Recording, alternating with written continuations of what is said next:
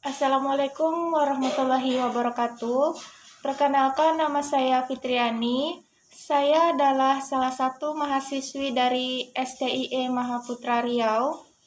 Dan di sini saya akan menjelaskan mengenai manajemen sumber daya manusia.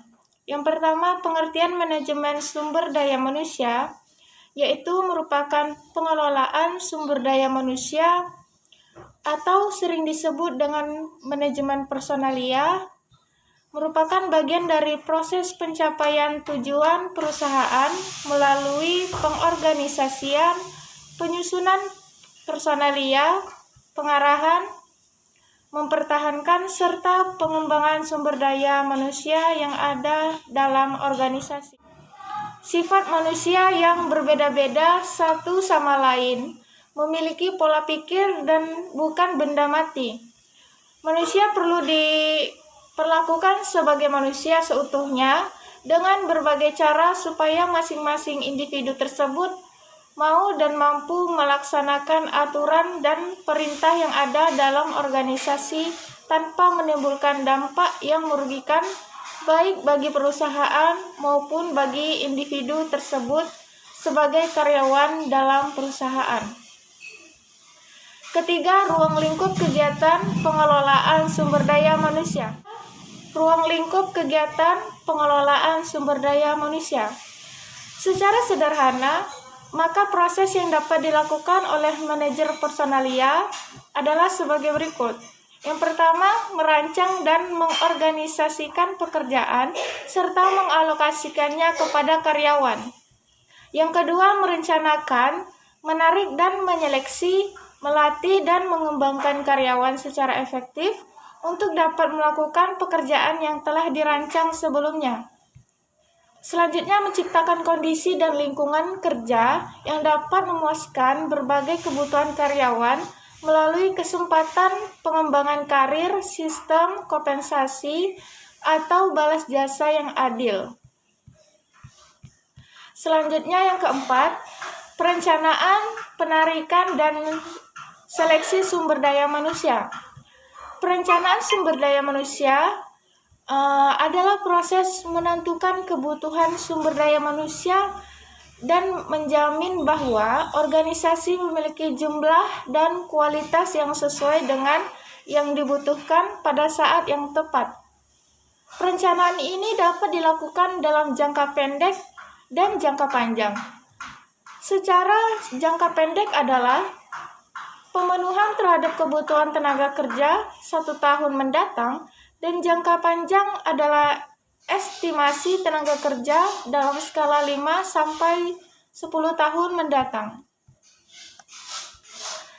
Selanjutnya ada sistem perencanaan sumber daya manusia ini memberikan manfaat bagi perusahaan karena sebagai landasan bagi pengadaan tenaga kerja yang ekonomis dan efektif bagi perusahaan. Lalu mengembangkan informasi dasar manajemen personalia untuk membantu kegiatan-kegiatan personalia dan unit-unit organisasi lainnya. Lalu mengkoordinasikan program-program personalia yang berbeda-beda, misal rencana penarikan tenaga kerja dan proses seleksi karyawan. Poin yang kelima yaitu analisis pekerjaan, deskripsi pekerjaan, dan spesifikasi pekerjaan. Analisis pekerjaan yaitu proses penentuan tugas-tugas yang dapat dilakukan oleh seseorang dengan kualifikasi pengetahuan, keahlian, dan kemampuan.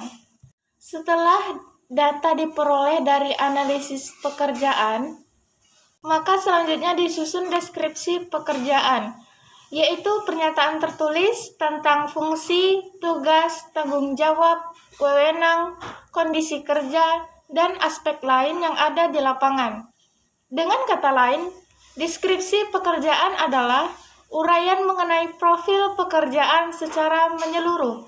Sedangkan tahap berikutnya adalah menyusun spesifikasi pekerjaan, yaitu pernyataan mengenai siapa saja yang berhak untuk memegang pekerjaan tersebut dengan melihat karakteristik manusia serta pendidikan, pelatihan, pengalaman kerja, serta persyaratan fisik dan mental.